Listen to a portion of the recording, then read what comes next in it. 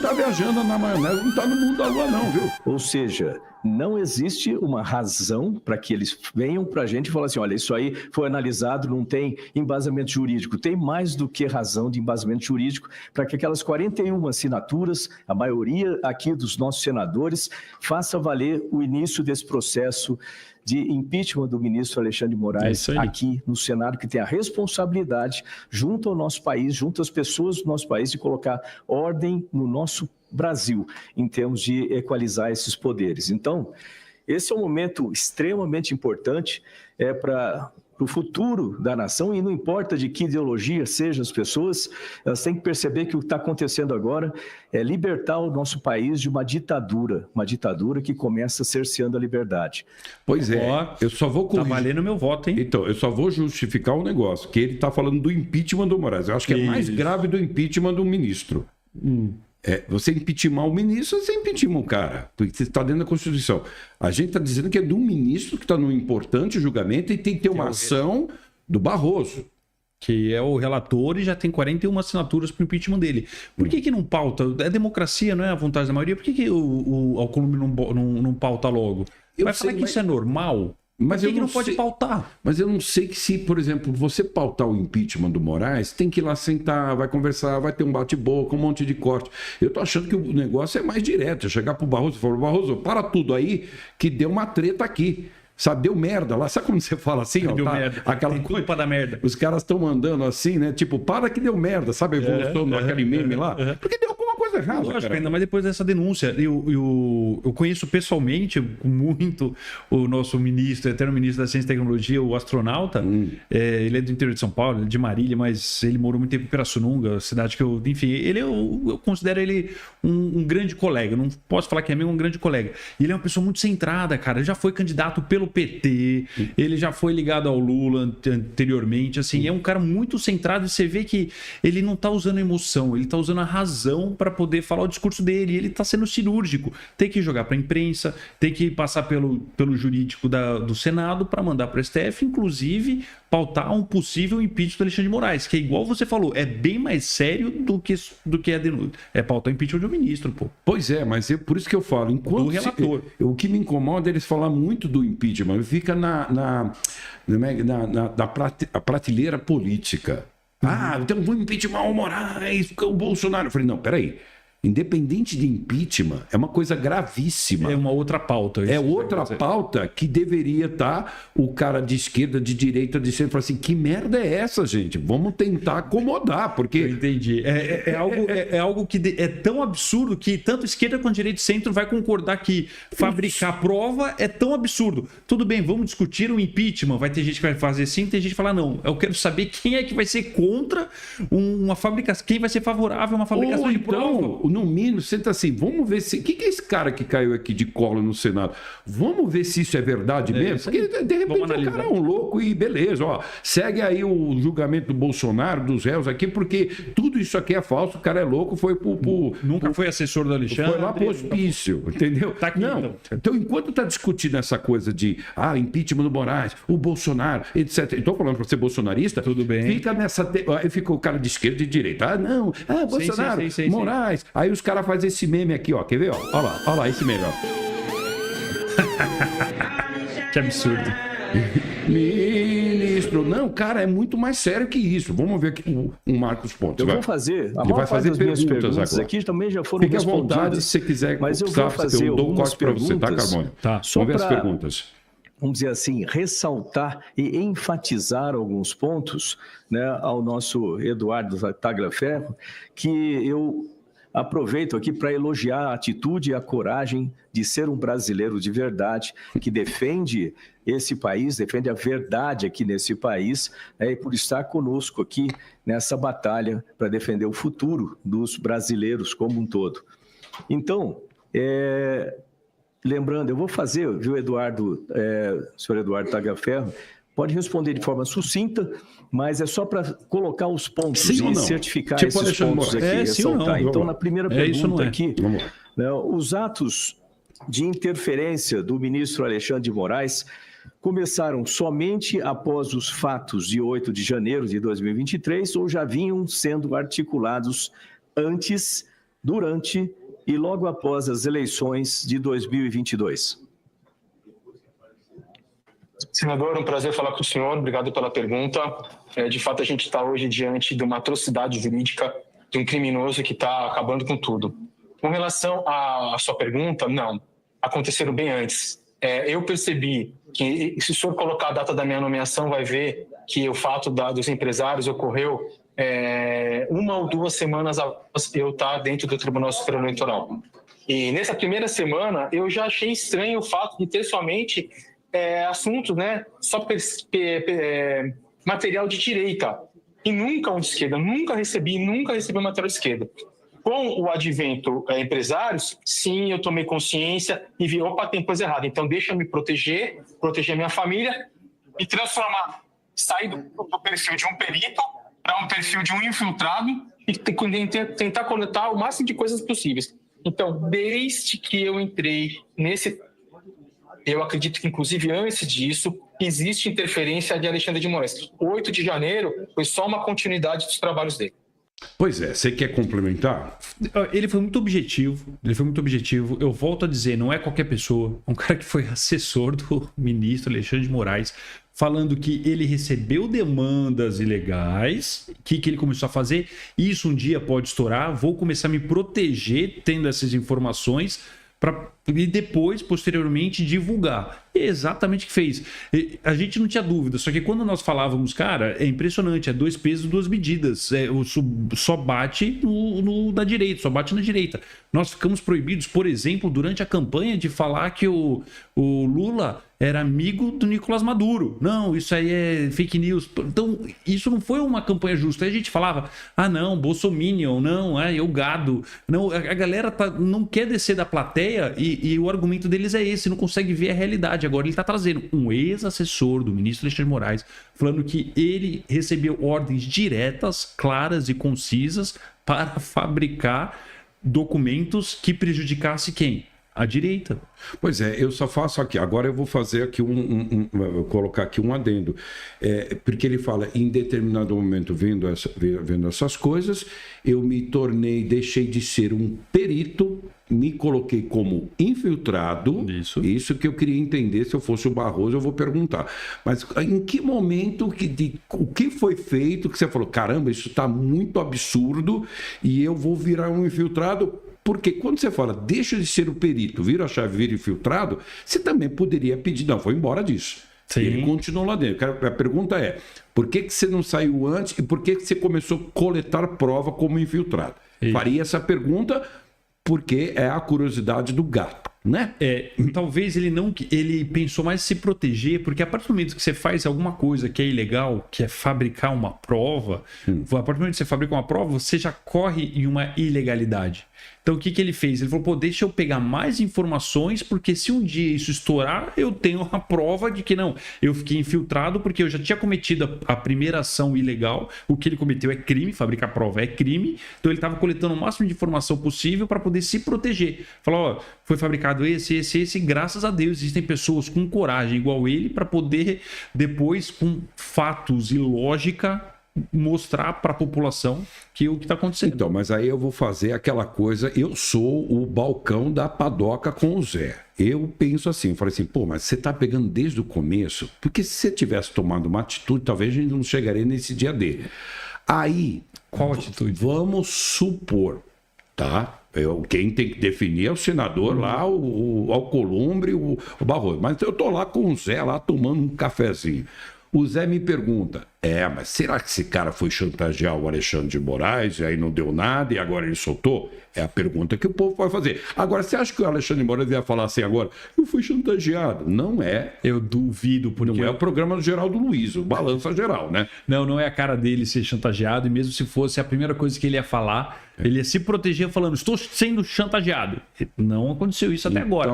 Ele nem toca no assunto, né? Ele fala de assunto do processo, ele fala tudo, mas desse é o calcanhar de Aquiles dele, que ele tenta não ser pautado por esse assunto, sendo que atualmente no Brasil é o assunto mais importante a ser discutido, essa fabricação de provas contra as pessoas. Vamos ver agora, vamos seguir agora com o astronauta.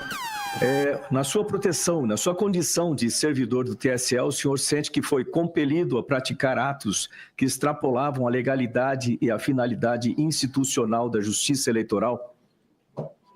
Com certeza, senador, não tenho dúvidas disso.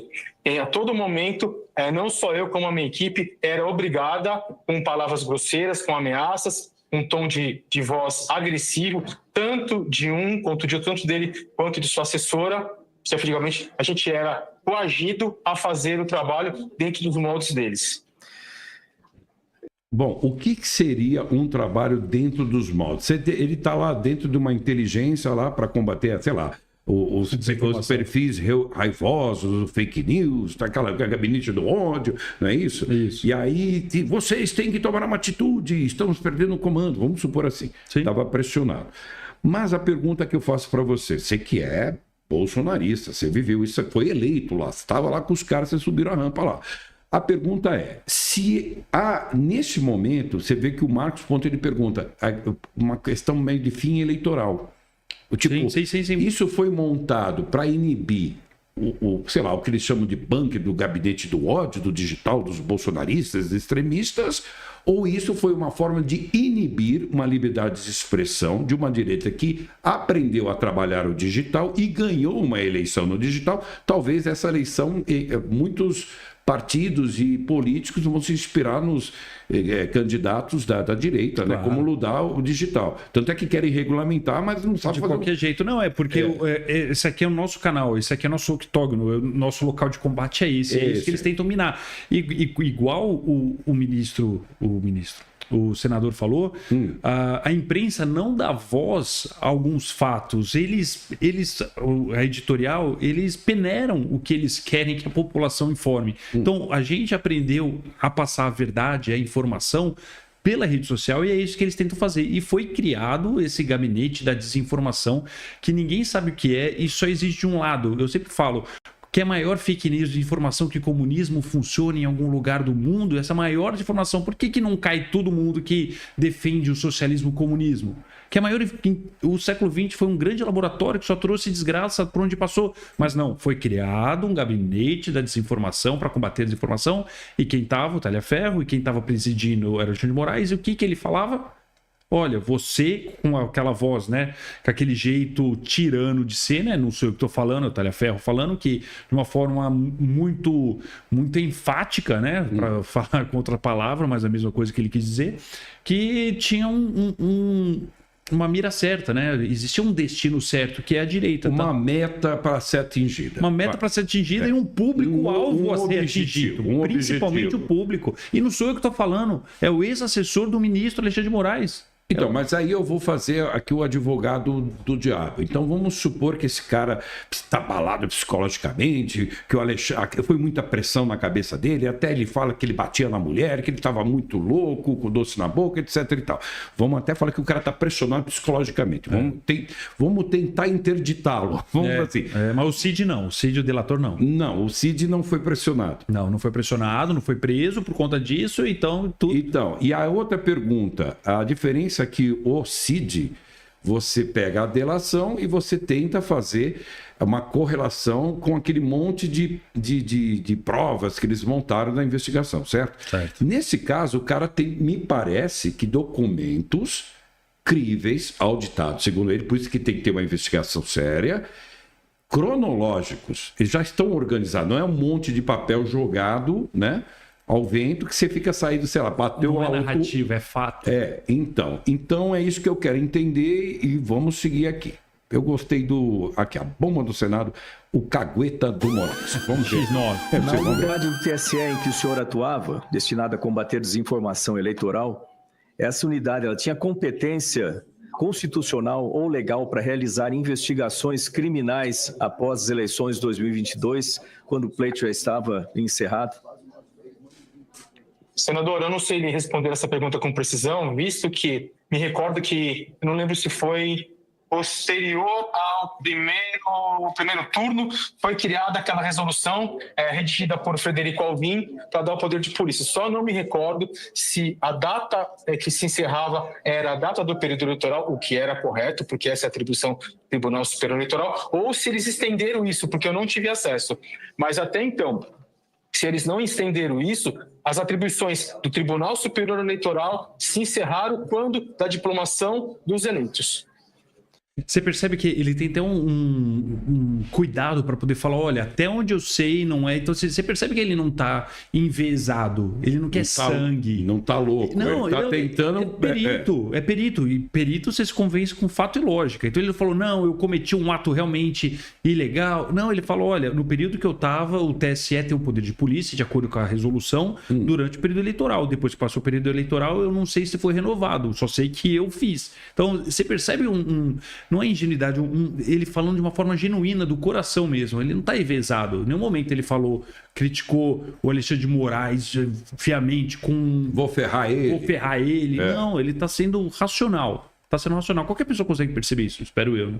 Então, mas o que eu acho aí olha que loucura que tá, né? Porque eu tenho acompanhado, ele vem falando na mídia, o Jeffrey fala dele, todo mundo falava, o Eduardo também falou, citou, saiu os áudios do Metrópolis e tal. Mas eu sempre falei assim, puta, esse cara ele fala, eu tenho provas e vou mandar para uma imprensa internacional. Aí, eu falei, puta, esse cara tem alguma coisa muito foda e ele tá procurando, ele tá sabendo que se cai no colo do bolsonarismo ou do governo, vai fazer política. Então, no início, ele sempre quis levar para fora. No primeiro momento, o cara aparece na mídia para ser resguardado, esse cara quer dinheiro, certo? É o que vai pensar, porque tu quer botar lá na mão da TV americana e tal. Aí, não sei se os caras não quiseram entrar na briga, né? E aí, o Eduardo colocou que saiu no Metrópolis, etc e tal, porque o Metrópolis tem esse viés, né? Tem cara que critica a esquerda e tem cara que critica a direita. Aqui é o HDH. A princípio menos ideológico. Aqui no HDH a gente, na verdade, eu troco ideia com todo mundo, eu não estou julgando, eu tenho que perguntar. Mas eu acho que agora, o que acontece? Nessa pergunta o Pontes está muito bem, que ele está pontuando as coisas, está muito bagunçado isso aí. Ele faz a pergunta, ele fala, eu não queria, etc. Porque ele se incomoda de ele, talvez, atrelar isso ao bolsonarismo, a essa questão, como se falasse, não, eu sou o infiltrado do bolsonarismo do Alexandre de Moraes, sendo que a coisa aconteceu antes.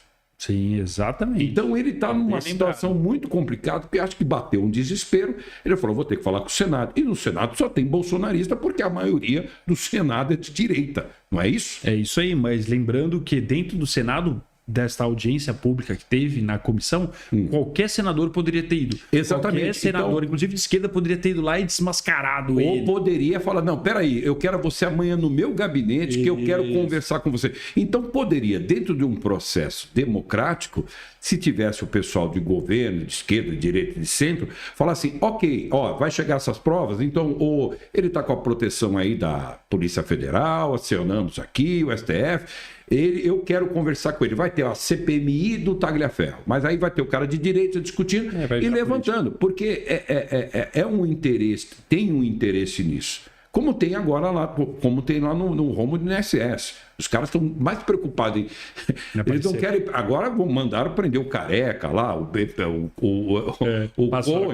Cohen passou uns 12 lá. Vamos prender o Careca, botaram até o PicPay entrou no meio, o BMG, etc e tal. Mas agora eu percebo o seguinte, ele está caindo numa pauta dos bolsonaristas ou da direita por conta da ausência ou a falta de interesse de gente do governo ou do centro da esquerda ali para poder ouvi-lo. E aí virando uma pauta bolsonarista. Isto é bom ou ruim para o processo? Eu acho que não deveria nem ser uma pauta bolsonarista, tem que ser uma pauta da verdade, da justiça. Se isso aconteceu, isso é extremamente perigoso. Então as pessoas que se declaram defensores do Estado Democrático de Direito deveria falar, nossa, olha essa denúncia, o absurdo que é. Só que não estão dando a importância que deve na minha cosmovisão, tá? Na minha visão de mundo, de experiências, que eu já passei pela Assembleia Legislativa, governo federal, governo do Estado de São Paulo, enfim. Eles não querem dar palanque. Ponto. Se eles forem para lá, eles vão acabar dando mais importância de algo que eles querem abafar. Por isso que você não vê isso passando na Globo, por isso que você não vê isso passando em grandes jornais. É extremamente importante, Nassa, o que você está fazendo aqui é mostrando para o nosso público que é gigante a realidade, a informação vindo direto. Por coisas bem menores, eu já saí no Jornal Nacional, eu saí com o William Bonner criticando um comentário que eu fiz, falando que eu fiz um comentário desrespeitoso. Isso não passa. Por que isso não passa? Será que eles não querem abafar esse caso e acham que se quanto mais comentar, mais hypado vai ficar? Então, ó, não, deixa lá, só os bolsonaristas vão falar que daqui a pouco isso aí morre, isso não vai dar em nada. Então, mas isso quando você me fala... É isso que eu acho que... Então, eu vou seguir aqui com ele, mas olha só, aí eu tô vendo, e tem aqui, eu vou passar aqui um vídeo do Espiridião Amin, senador, né? E ele fala agora vamos fazer a vaza-toga. Eu acho que é tarde demais para você pensar numa organização de uma vaza-toga. É a terceira, né? A terceira. Não, peraí, gente, calma. Não, e a vaza-toga 1, você lembra? Saiu no Jornal Nacional porque, assim, com todo respeito, eu sei que eu falo aqui... não dá tempo de vaza-toga. Exatamente, eu tô aqui com a camisa do Led Zeppelin, eu não tenho a gravatinha lá do William Bonner, nem o William Vac. Eu só tô fazendo uma pergunta. Se tem um cara que tem provas que podem contaminar ou descredibilizar um cara que é o relator de uma turma que está fazendo um dos mais históricos julgamentos de todos os tempos no Brasil. E existe uma pressão do governo americano em cima desses juízes, com lei Magnitsky, com sanção, etc., porque há um interesse por trás disso. E eu não acredito que seja só o Eduardo. Não o Eduardo... Ele tá sendo o Eduardo Talhaferro que tá caguetando as coisas que acontecem. Ele tá fazendo lá, caguetando as coisas que estão acontecendo aqui no Brasil. Então, aí, ele tá sendo mensageiro. Então, beleza. Então, quem criticou o Eduardo Bolsonaro, e eu também, eu acho muito esquisito ele lá, mas tudo bem, cada um se apoia na onde, né, na segurança que Titanic, tem. Você pega a tábua aqui, eu vou nadar e vou tentar achar o... Cada um tem uma sua segurança. Então, eu só acho que isso não tem nada a ver com família Bolsonaro, isso não tem nada a ver com Lula, isso tem a ver com um juiz e um cara que trabalhou com ele. É muito interessante, então, que entre um senador ou deputado, bata a boca com os bolsonaristas, que eles vão falar, é pauta de Bolsonaro. Não, é pauta de todos nós. É de justiça, é de imparcialidade. A não ser que, por conta da pauta mexer com Alexandre de Moraes, aí se há uma intimidação do parlamento, seja os deputados, que a discussão é agora que o STF está perseguindo a direita, que é acabar, enfraquecer a direita, é o que o pessoal está falando. E aí talvez o cara fale, deixa essa pauta lá com os bolsonaristas, que a gente quer que eles percam a credibilidade. Mas, na minha opinião, vai perder a credibilidade se não houver uma investigação séria disso. Porque bateu no Senado. Se não fizer nada, então fecha o Senado. Concorda? Afinal, o Senado, que é impeachment ou não, desde o presidente da República até o ministro do STF, e o Senado está fazendo um papel excepcional para o povo brasileiro, esquece esquerda, direita, Bolsonaro, pensa em certo e errado. Exatamente. Então, prenderam o Lula, final. Já prenderam o Lula, que prende o Bolsonaro. Por vingancinha. Então, torcida, pô. Só que a discussão não é essa. O chat está aqui. Claro, quem é do bolsonarista está aqui. Cara, daqui a pouco eu falo com vocês. Vocês estão aqui, ó. Deixa eu mostrar para eles aqui, ó. Eles ficam loucos aqui, cara. Porque eu não consigo atender vocês porque a audiência é gigantesca. Mas olha só como é que tá aqui, ó. Olha aqui, ó. Tá vendo? Isso é o povo entrando aqui, é bolsonarista e petista. Porque faz de conta que fosse o Lula que estivesse sendo julgado. Vocês já foram julgados, petistas? Lembra? Quanto tempo durou o processo? Foram 6 meses? Então. Tenta lembrar quando teve vazamento. Mas então vamos colocar da suposta conversa. Vamos tirar esquece o Carmona bolsonarista aqui, esquece. Vamos parar. Um cara foi lá e sentou a bota, assentou a 12 e trouxe um monte de prova. O que a gente vai fazer? Vai ignorar porque foi o Flávio Bolsonaro, o Magno Malta que atendeu? Se não tinha ninguém ali para atender do centro da esquerda, é isso? Acho que tinha. Eles não estão tentando abafar o caso. Agora, eu acho que isso aqui vai demorar muito tempo. É o Esperidião a mim. Olha o que ele quer fazer. Já temos comprovações de faltas e fraudes muito graves. Eu quero lhe pedir, presidente, que o senhor mande numerar a CPI que eu apresentei na semana passada, com exatamente 29 assinaturas, que pede a institucionalização, a criação da CPI da Vaza Toga, cujo trailer nós pudemos assistir na Comissão de Segurança Pública. Esse pequeno esboço a que nós assistimos revela as entranhas de uma grande fraude judicial. Fraude que está exatamente municiando com provas e certidões fraudulentas o espetáculo que a primeira turma do Supremo Tribunal Federal está oferecendo a partir do dia de hoje. Em nome da gravidade das denúncias feitas, da concretude do que foi apresentado, da verdade que começa a aparecer para todos nós, eu peço a Vossa Excelência a numeração e o início dos procedimentos para que tenhamos instalada a CPI da Vaza Toga, que, eu repito, desmoralizará este inquérito, cujo julgamento a nação brasileira começa a assistir no dia de hoje. Mas quanto tempo demora uma CPI, para aprovar uma CPI da Vaza Toga? Então, primeiro você tem que ter as votações, né? Você tem que ter pelo menos 1/3 do Senado assinando para abertura da CPI. Só pode ter 5 CPIs simultaneamente, não pode ter mais. Então, assim, não é o melhor caminho abrir uma CPI. Eu concordo contigo. O julgamento acaba sexta-feira que vem, não é isso? É tão sério o que está acontecendo, a denúncia que E aí você vai chegar para um juiz que está julgando e vai falar assim para ele, eu vou fazer Vaza Toga. Ele fala assim, não tô nem aí para você.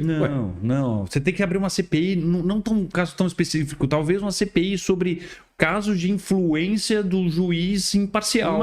Mas isso aí eu acho que talvez está muito mais preocupado em fazer o corte de uma discussão. Ano de eleição, e eu acho que você criar um Vaza Toga agora é onde um Barroso, que tem que ver isso de forma séria, junto com o Alcolumbre, com o Hugo Mota, enfim, até o Goneta, que se chamava, para dizer, Goneta, o que tem de verdade disso? Alexandre, o que tem isso? De tentar, tem que ter uma resposta. Tem que ter uma resposta, uma denúncia tão séria dessa, não dá para, não vamos abrir uma CPI, uma investigação, não. Quanto tempo vai demorar essa CPI? Posso chutar aqui pela experiência? O do INSS, que é um caso tão sério desse aí, bilhões e bilhões e bilhões, demorou o quê? 4, 5, 6 meses? Então, mas aí o julgamento não termina sexta-feira que vem? Termina, não é tempo de CPI, é tempo de chamar, protocolar um pedido urgente. Ou paralisa o julgamento, vamos entender. Isso, suspende o curso do julgamento até que seja analisada a denúncia. E analisa, se for o caso... É prova nova, todo o processo judicial é assim, pelo amor de Deus, todo. O que diz a Constituição. Então, tem uma prova nova, você aciona um cara do Supremo, tem um plenário, que eles podem votar isso dentro do plenário e fazer isso. Olha, vamos parar isso, vamos checar se isso é verdade ou não, porque isso, se for uma verdade, e se não der bola, todo o processo. Invalida o processo e tira a credibilidade do STF. Certo? E aí eu acredito que um Flávio Dino que está lá, apesar de ser amigo do Lula, o Zanin que foi o... Enfim, não há problema, eu não tenho problema com isso. Mas eu acho que se ele está pregando ali como é que é? O jurídico, né? A lei, a Constituição, ele vai ter que falar, cara, vamos avaliar isso aí e autenticar ou não. O problema é que... Não se trata de Bolsonaro, se trata de credibilidade do sistema judiciário brasileiro. E principalmente da maior corte que defende a Constituição brasileira, está no cerne dessa questão de influência e fabricação de provas de denúncia. Isso aí é extremamente sério, não dá tempo de passar numa CPMI, não dá tempo de passar numa CPI, não dá tempo de coletar assinatura, isso é tão sério que tem que suspender qualquer processo de batida de carro, de juizado especial cível. Se surge uma nova prova que altera a inicial, no caso de processo penal, a denúncia, ele suspende o processo, entra a análise dessa nova denúncia, porque não adianta movimentar toda a máquina jurídica para poder ter um julgamento, sendo que tem uma denúncia tão séria dessa trazido por qualquer pateta, por qualquer cara. Não, por um ex-assessor do ministro contra e qualquer lugar. Ele fez num blog, num vlog, não, no Senado. Para você ter ideia, aí é a pergunta boa. Agora eu gosto do chat, que é isso. Tem um cara aqui, Luiz Costa, dizendo assim: o Supremo nem é juízo. Uma corte que não tem experiência judiciária e em momentos parece que nem sabe de leis. Então, isso aqui é o povo que está falando. Não, tá? E é muito interessante que ele fala, porque o Senado, o STF, né, nossa Suprema Corte brasileira, não precisa de qualquer concurso, tá? Inclusive, Nasser, muita gente acha que tem que ser formado em Direito. Não precisa ser formado em Direito para ser ministro do STF, tá na nossa Constituição. É notório conhecimento jurídico, ponto. Nem advogado precisa ser, não precisa prestar nenhum concurso.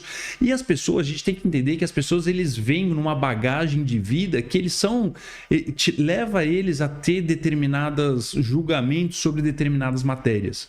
E o STF, ele não é um julgamento técnico. Tanto é porque se fosse, na minha visão, tinha que ser IA julgando. Tinha que ser IA, porque ele sim não tem evado de vício, concorda? Claro. Agora não, são pessoas que são nomeadas pelo presidente da República. Nós temos, quem é o presidente da Câmara, da primeira turma? Zanin. Quem foi o Zanin? Sim, foi o advogado. Ele vai falar que ele é isento de um julgamento. Então, ele não vai fazer um julgamento técnico. Vamos seguir aqui. Então, beleza. Vamos seguir então, o que foi combinado desde o início, que o presidente pode indicar os seus juízes lá. O Bolsonaro indicou o Cássio e o Mendonça. Isso. Beleza? O Boras vai ser terrivelmente evangélico, ok? E o outro botou um terrivelmente comunista. Democracia. Ok? Você que está vendo aí, não vamos discutir aqui. Agora, a pergunta que eu faço. Neste caso, o que diz a Constituição?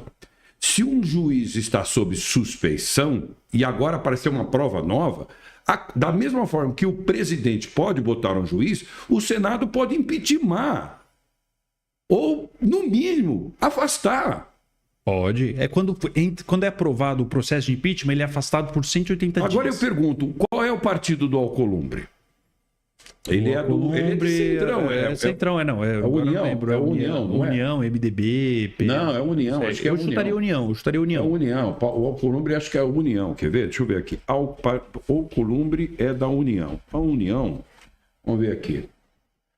O partido dele é União Brasil. União Brasil, que inclusive deixou agora a base do governo, né? E deixou. O PP e o União. Inclusive a treta lá, diz que o Lula, para provocar o Rueda, falava assim: e o Bivar, como é que tá? Tá tudo bem, o Bivar? Que sacanagem. Pô, então você vê que tá com um problema. Agora, o cara é o presidente do Senado. Então, ok. Ele cai essa bomba. Se o partido dele se afastou do governo, ele tem que, vamos supor, então não tenho mais a pressão que tinha. Eu posso, vamos botar aqui, discutir, no mínimo, falar assim, não vamos impeachmentar. Vamos afastar para entender e paralisar. Não, só isso. E é legal isso é constitucional. Só que as pessoas esquecem que o Brasil, infelizmente, vive um estado de exceção. As leis não são seguidas.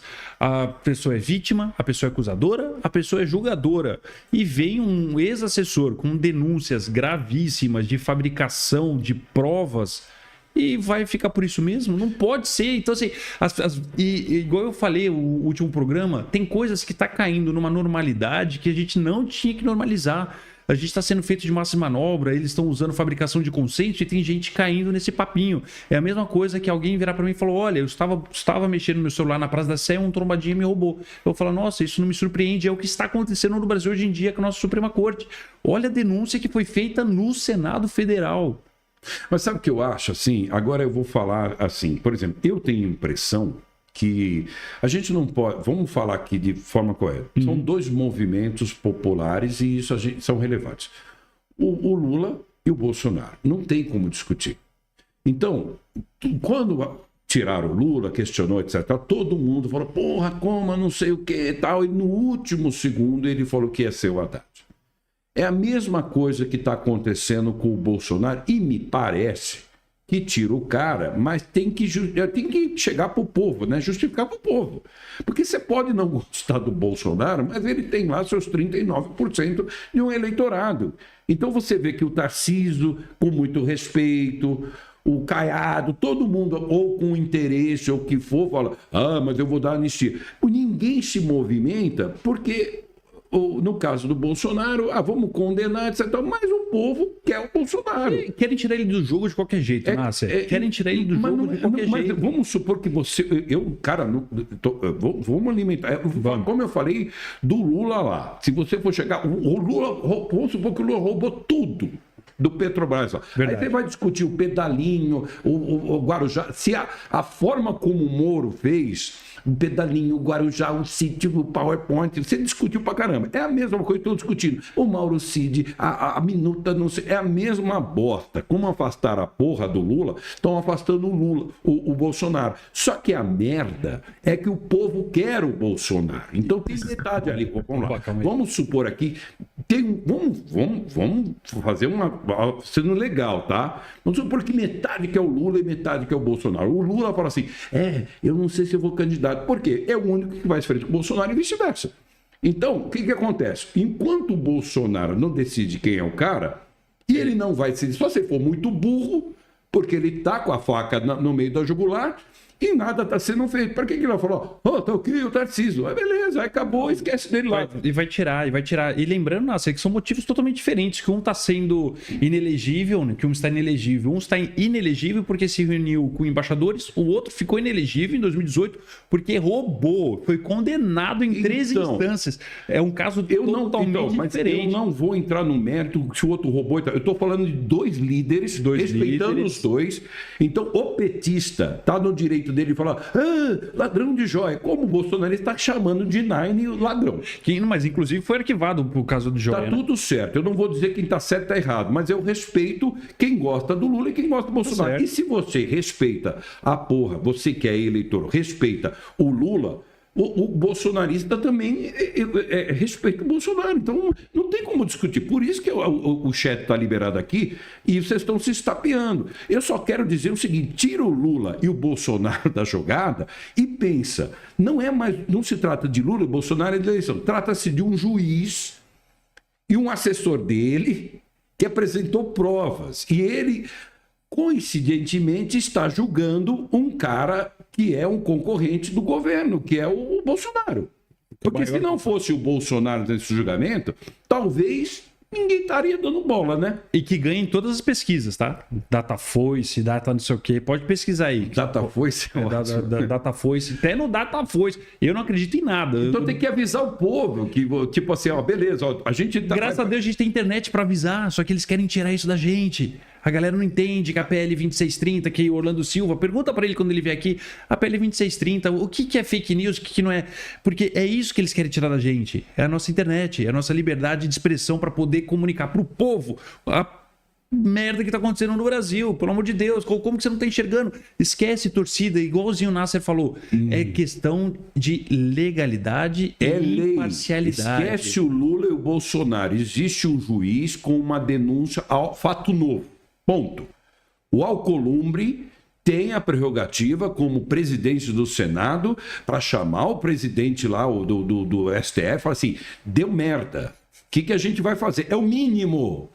É o mínimo. Se o Arnaldo fala assim, não, segue o baile, o Alcolumbre fala assim, segue o baile. Então aguenta a pressão. E as pessoas vão achar isso normal. Então, mas, desculpa, aí não vai achar normal, porque aí vai vir o tal tarifaço e aí não dá mais para culpar o Eduardo Bolsonaro. E nem o Lula que ligou para o Trump. Agora é o Alcolumbre que não conversou com o Barroso para discutir o que vai fazer ou não vai fazer.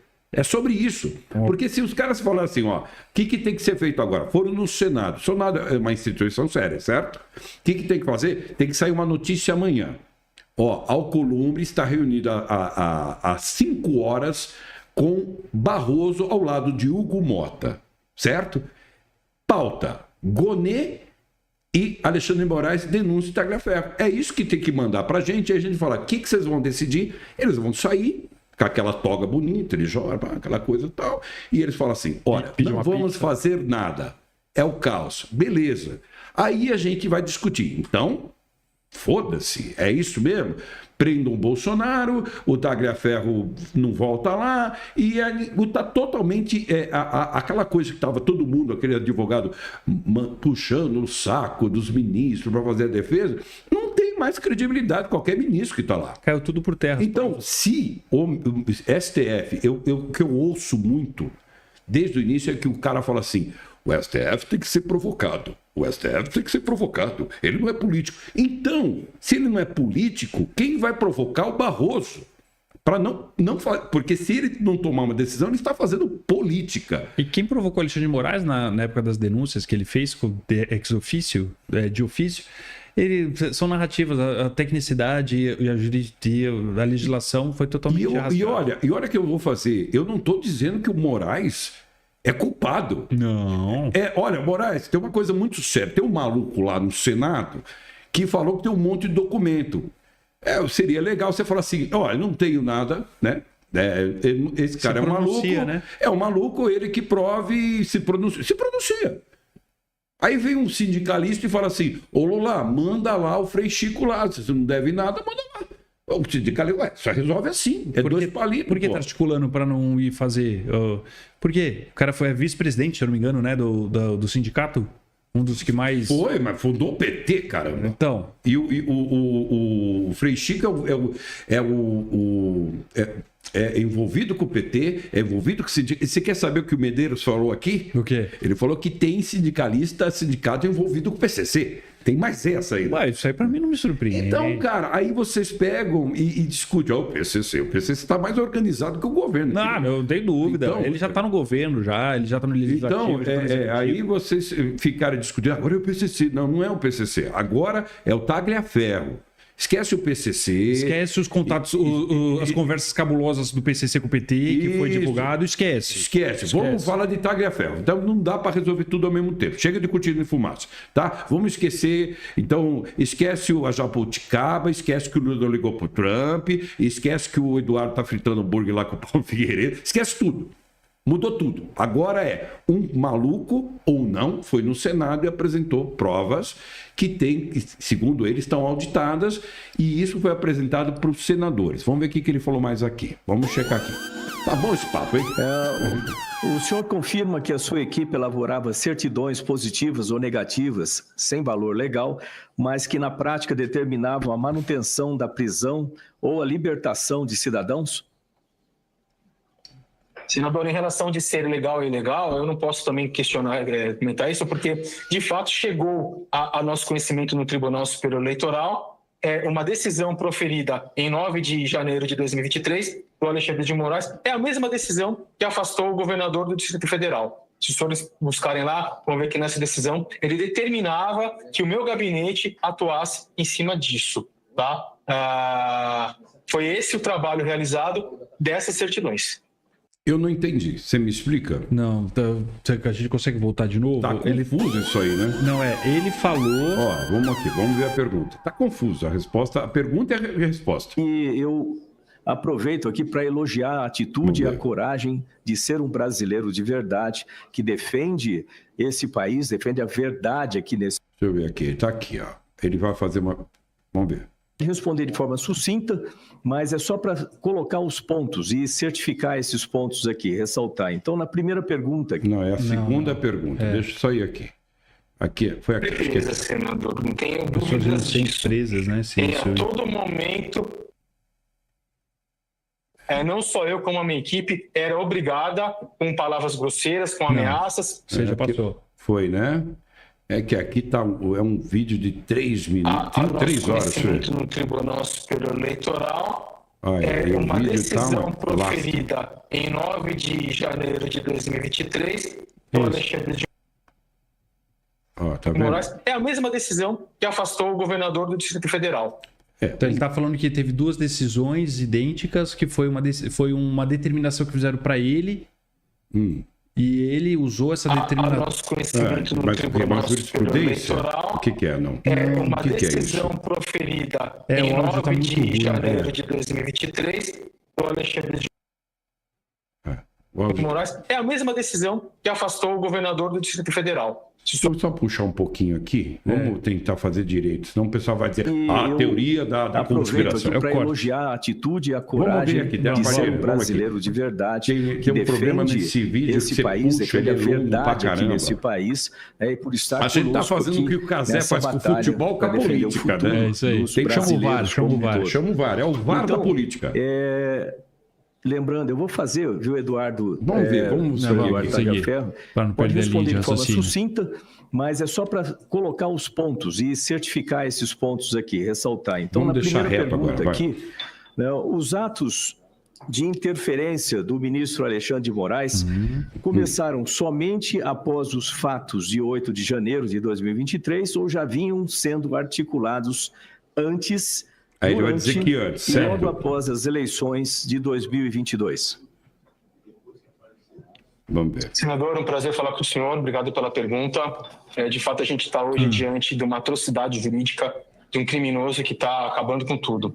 Com relação à sua pergunta, não. Aconteceram bem antes. Eu percebi que, se o senhor colocar a data da minha nomeação, vai ver que o fato dos empresários ocorreu vamos dar sequência aqui. Uma ou duas semanas pergunta, eu estar dentro do Tribunal Superior Eleitoral. E nessa primeira semana, eu já achei estranho o fato de ter somente assuntos, né, só material de direita. E nunca um de esquerda. Nunca recebi material de esquerda. Com o advento empresários, sim, eu tomei consciência e vi, opa, tem coisa errada. Então, deixa eu me proteger minha família e transformar, sair do perfil de um perito para um perfil de um infiltrado e tentar coletar o máximo de coisas possíveis. Então, desde que eu entrei eu acredito que, inclusive, antes disso, existe interferência de Alexandre de Moraes. 8 de janeiro foi só uma continuidade dos trabalhos dele. É agora. Obrigado.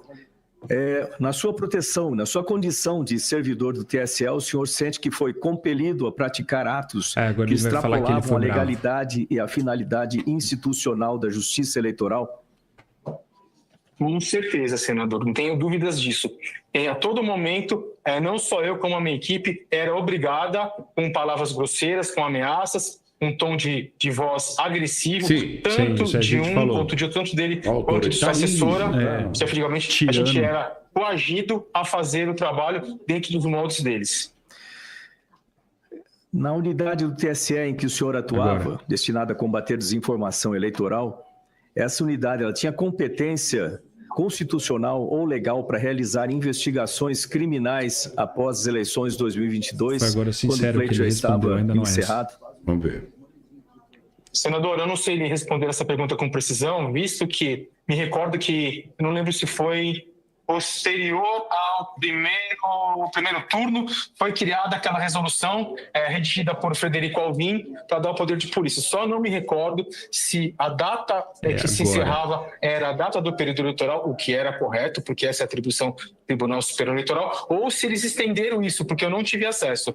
Mas até então, se eles não estenderam isso, as atribuições do Tribunal Superior Eleitoral se encerraram quando da diplomação dos eleitos. É isso aí agora. Vamos lá. O senhor confirma que a sua equipe elaborava certidões positivas ou negativas, sem valor legal, mas que na prática determinavam a manutenção da prisão ou a libertação de cidadãos? Senador, em relação de ser legal e ilegal, eu não posso também comentar isso, porque, de fato, chegou a nosso conhecimento no Tribunal Superior Eleitoral uma decisão proferida em 9 de janeiro de 2023 do Alexandre de Moraes. É a mesma decisão que afastou o governador do Distrito Federal. Se os senhores buscarem lá, vão ver que nessa decisão ele determinava que o meu gabinete atuasse em cima disso. Tá? Foi esse o trabalho realizado dessas certidões.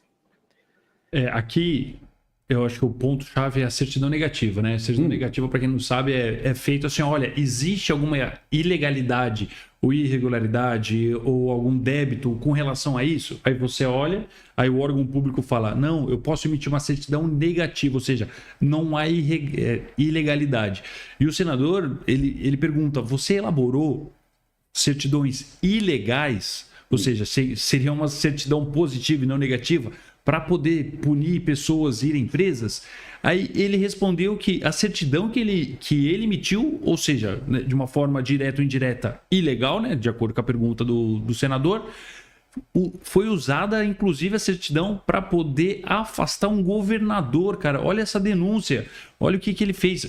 Lembra que o Rio de Janeiro foi afastado o governador e foi decretado e o Lula foi lá e nomeou um governador interino para o Distrito Federal. Sim. E se baseou em quê? Em uma certidão que o Eduardo elaborou, ou seja, ele não está nem demonstrando, ele falou, puxa no processo, você vai ver que fui eu que assinei, ou seja, tipo, eu realmente estava lá.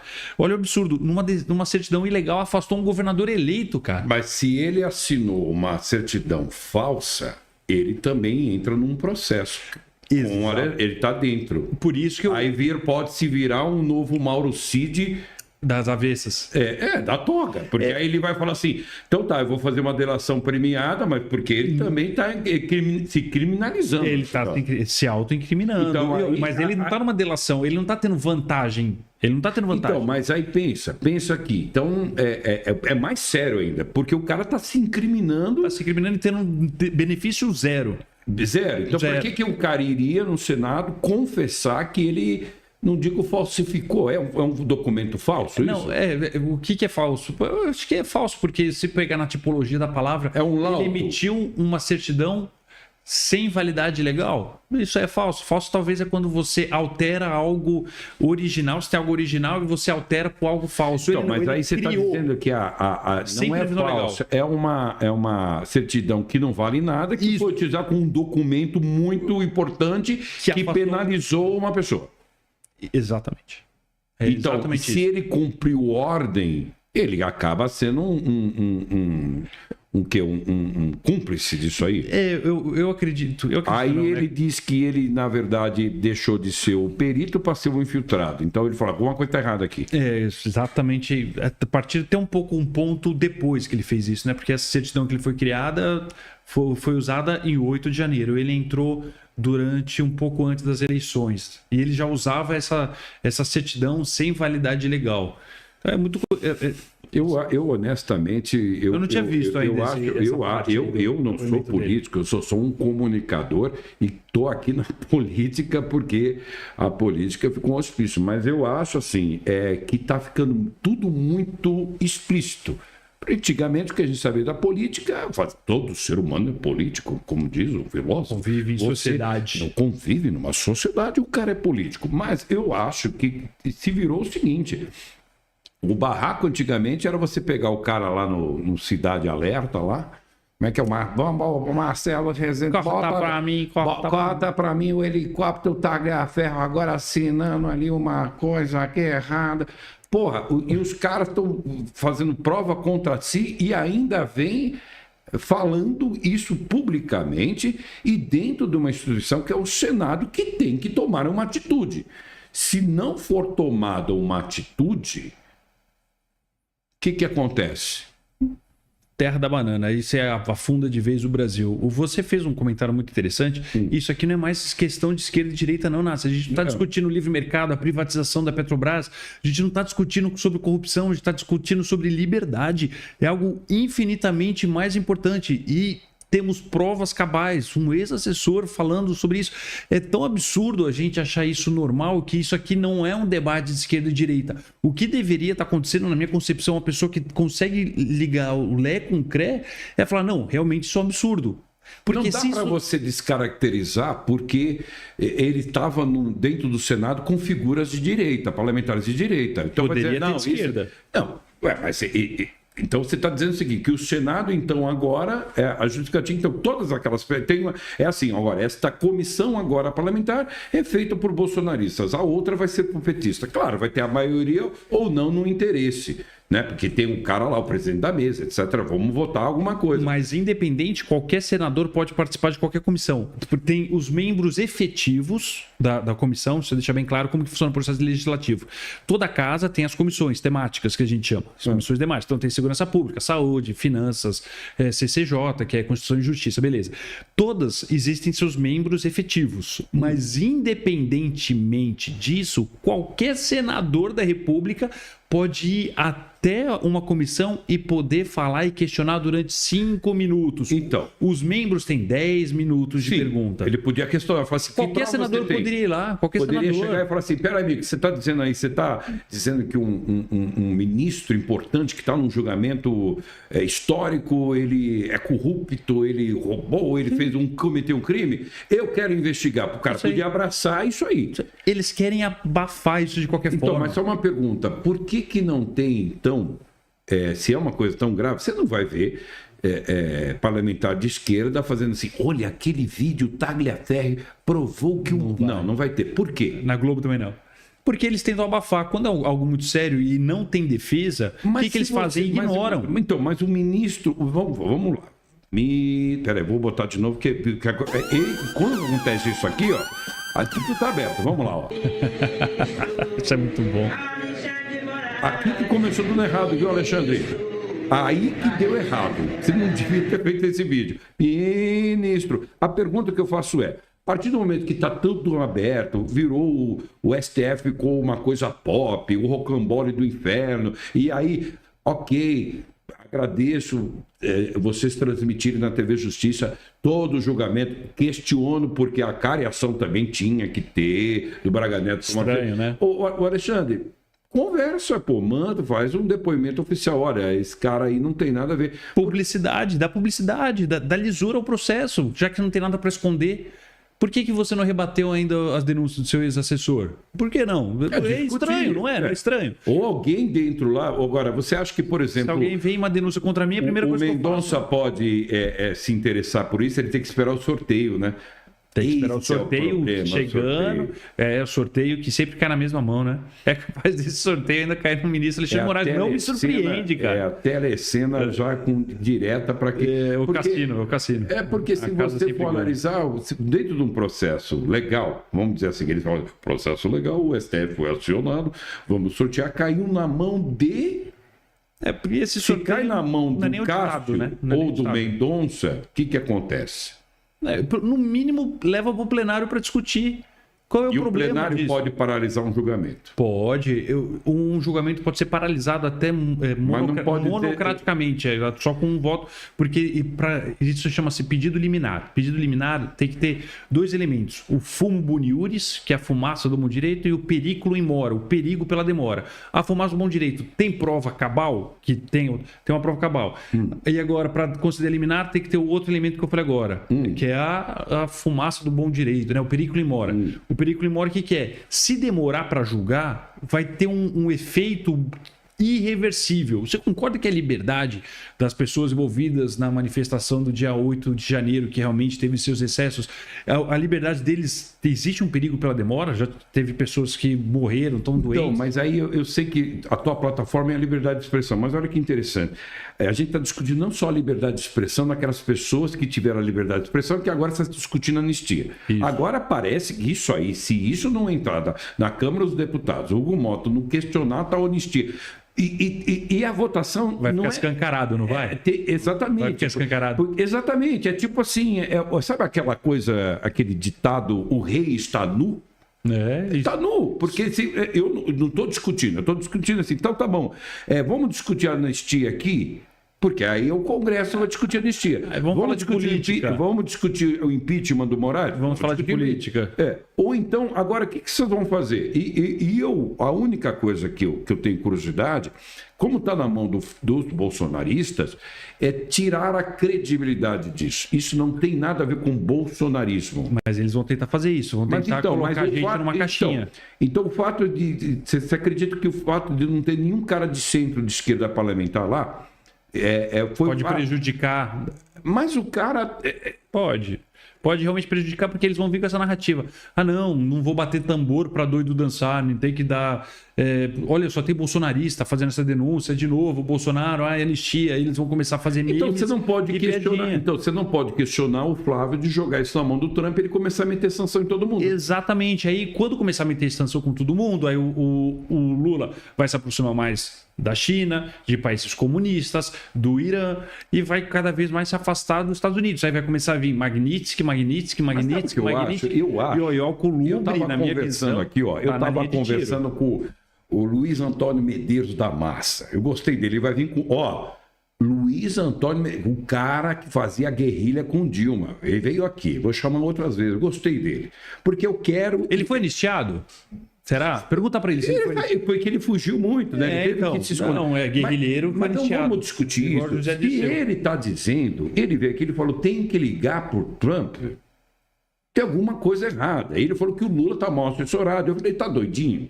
É uma mulher lá, não namorada. Você viu o presidente do PCO? Falando, saiu hoje, o presidente do PCO. O PCO é muito extremo. Ele deu tanta volta, mas assim, o PCO, ele falou, não teve o 8 de janeiro, que não foi uma tentativa de golpe, ou as instituições... Não, mas vamos porque aí se botar o PCO, assim, o PCO é muito louco, é muito mais hospício que eu aqui.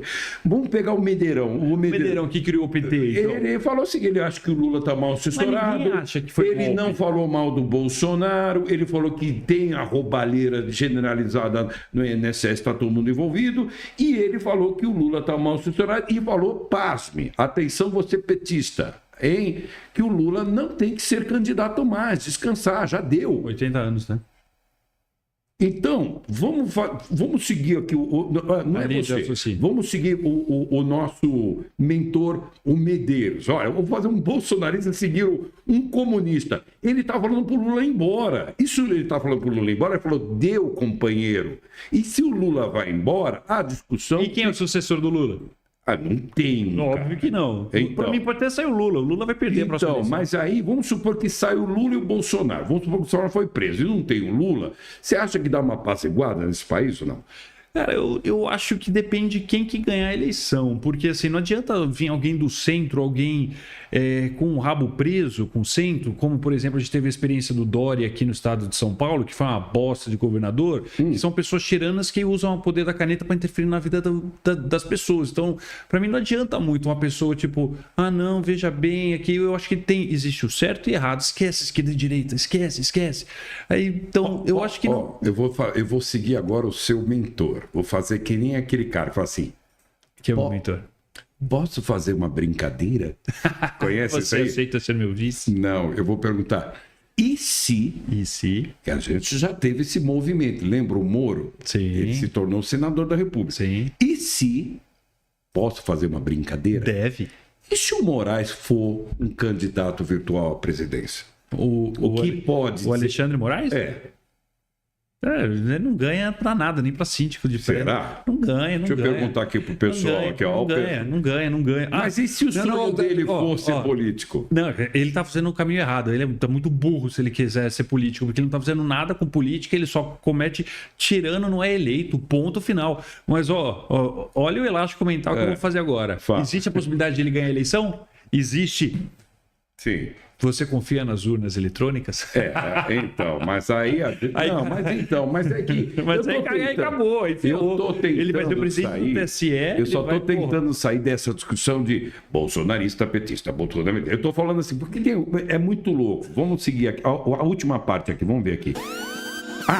Estão dizendo aqui no chat que o Tagliaferro falou que o Moraes quer ser presidente da República. Mentira. Vamos seguir, vai. Nessas certidões, os critérios utilizados para rotular uma pessoa como positiva, bastava criticar o STF ou o presidente da República ou nas redes sociais? Ou positiva a certidão positiva. É que é suja, né? E era tão esdrúxulas que iam além disso. Não se limitavam só em críticas com relação a um certo polo político, né? Na verdade, bastava um cidadão estar de verde e amarelo, fosse com a camisa do Brasil ou não, bastava um cidadão curtir um perfil de direita, bastava um cidadão questionar, usar o seu direito da liberdade de expressão e falar bem da direita e mal da esquerda. Tá falando de liberdade de expressão. Ou encaminhar, né? O senhor sabe que no período eleitoral eu tô nessa lista, então. Foi uma enxurrada de vídeos, uma enxurrada de postagens que todo mundo encaminhou. Então, essas pessoas, infelizmente, acabaram encaminhando também esse material, muitas vezes até desconhecimento, e isso também foi usado como parâmetro para que as certidões fossem positivas. Vale ressaltar que, neste momento, desde que eu comecei a dar as declarações nesta comissão, o processo de Alexandre de Moraes contra mim já movimentou 2 vezes. Ou seja, o tribunal está assistindo e ele já está agindo para tentar não calar só eu, como calar todos os senhores. Ele está dizendo que durante essa sessão, alguém estava rolando lá o julgamento dos réus, né? Isso. E foi mais ou menos no meu horário. E teve um movimento no processo dele. O que é movimento? Aí você vai lá no site e vê alguém fez alguma coisa. Ele está dizendo que teve um movimento para... Despachos internos, assim que buscando informação para Caieiras. Ele está com o nome sujo em Caieiras. Eu acredito que ele quis dizer assim, desde quando ele começou a fazer a denúncia, que é uma semana para cá, que começou a aparecer um pouco mais, 10 dias, um processo jurídico demora demais, assim, para você ter uma ideia, o médio de um juizado especial civil são 9 meses para decidir uma batidinha de carro. Se alguém bater na trás, tipo, não acho que tem culpa, enfim.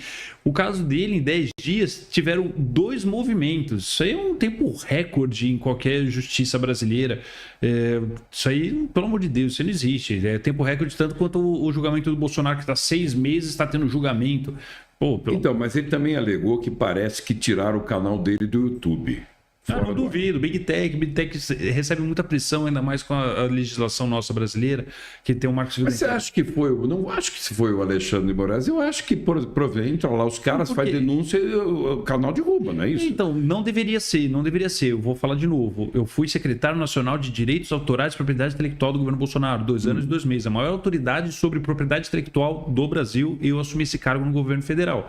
E assim, a partir do momento que você tem um audiovisual, que é o que a gente está fazendo aqui, você fixa num suporte, existe uma proteção no Brasil, no direito autoral brasileiro, você não pode retirar conteúdo sem prévia autorização, porque do mesmo jeito que eu não posso, se eu for arquiteto, Oscar Niemeyer, eu não posso alterar qualquer coisa de Brasília sem autorização da Fundação Oscar Niemeyer, por exemplo, que é detentora do direito autoral depois do falecimento dele. Então assim, não pode. Nos Estados Unidos pode, lá chama copyright, é outra pegada, é outro direito autoral. No Brasil não pode, isso não pode acontecer. Só acontece com pressão do judiciário, que fala que vai derrubar, vai multar, vai tirar do ar, como já aconteceu. Quem lembra o que o ministro Alexandre de Moraes derrubou o X aqui no Brasil? Sim. Que motivo? Qual é a previsão legal? Onde está a lei assim? Se você não obedecer ao STF, eu posso derrubar isso? Não existe. Aí vem as sanções, a culpa é do Eduardo.